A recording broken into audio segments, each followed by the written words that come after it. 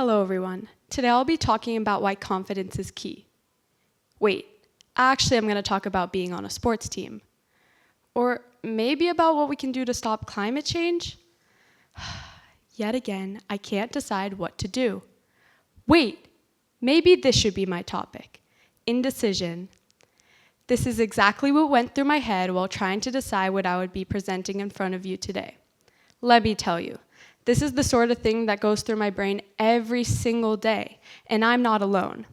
According to the Wall Street Journal, around 1/2 of millennials and 1/3 of all adults struggle with making simple decisions. I think that the most terrifying place for me to be is a restaurant. There's a chain that many of you may know, Happy, or to me, not so happy. The fusion restaurant has an odd blend of Italian, Asian, American, and everything in between. Flipping through the endless amount of pages is a nightmare. I see Asian noodles, that looks good. But then I flip a few pages and there's a big cheeseburger that looks so perfect. Whether it's a small decision like what to order in a restaurant, or a big one like which college to attend, indecision is everywhere, and it can be paralyzing. But what is actually causing the difficulty to decide on one of the multiple choices popping into your head? Two of the main causes of indecision are overthinking and the fear of regret. So let's take a look at the first one, overthinking. There's a concept that many of you may be familiar with, the paradox of choice. The paradox of choice is the idea that having multiple options requires more effort, leading to feeling unsatisfied. This thought of having too many options makes decision-making problematic and stressful. In his book, The Paradox of Choice, American psychologist Barry Schwartz explains why really more is less. There have also been multiple studies proving this paradox, but it all started with some jam. In 1995, Columbia University professor Sheena Iyengar conducted an experiment in a gourmet food market, as you guessed it, selling jam. One day, she and her team set up a stand with 24 different jams to sample. The following day, they set up another stand with only 6 jams to sample. Now take a second to think. If you were walking in a market and saw these 2 stands, which one would be your first instinct? The one with a larger variety, right? Most people would agree with that, as 60% went to the larger one. However, what may surprise you is that only 3% of people ended up buying a jam from the larger stand, whereas 30% of people ended up buying one of the jams they sampled at the smaller stand. Clearly, having more options doesn't always lead to the easiest decision making. It's easy to get in a jam while trying to make a decision. We all experience this. It's called decision paralysis. Decision paralysis is being overwhelmed and constantly overthinking the options. And most times it takes so long to decide that no decision ends up being made at all. Having too many options can make it so difficult to choose, it feels almost impossible.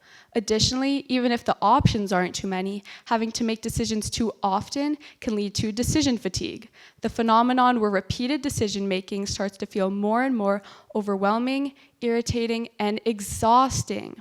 This is because of the overload your brain has to process for the estimated 35,000 decisions made a day by an average human.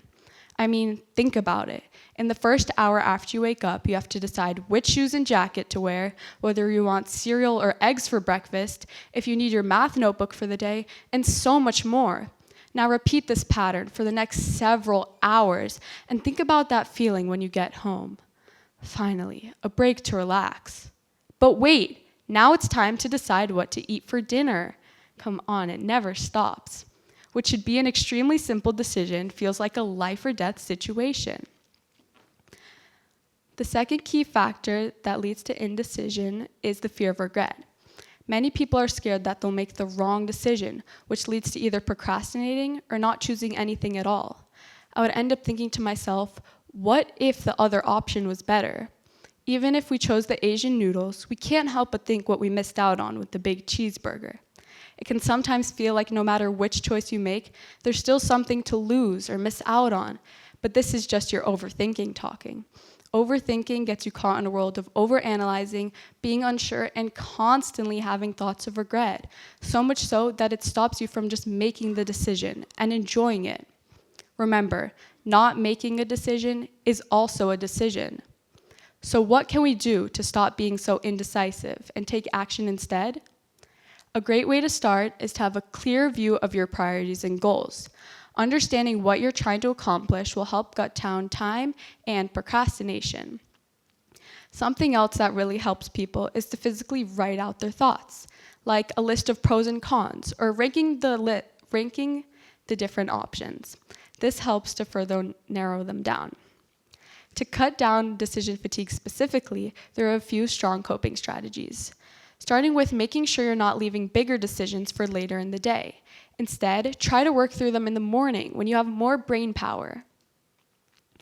To not only cut down indecision, but also to help general organization would be to make batch decisions. This might look like planning all your outfits for the week on a Sunday, or deciding which days you want to work out. Making a bunch of decisions at once and planning ahead helps to lower fatigue. Finally, try to continuously practice making smaller decisions with confidence and commitment to prepare for the bigger challenges. Try new things, have some confidence, and take risks. You won't get very far unless you try something you somewhat normally wouldn't. Find out what works best for you. Sometimes we overthink and fear we'll make the wrong decision or regret our choice. But when we come to terms with ourselves, we'll soon realize there's no such thing as a wrong decision. We have two overall options when making a choice. Either one, you make the choice that you're 100% proud of and satisfied with. Or two, you're learning something new from that experience, which will help you make better decisions in the future. In the end, if you're also feeling indecisive, think of a few things I just mentioned. And remember, you don't need to feel all this stress just to reach that perfect satisfaction. Just make that decision. Thank you.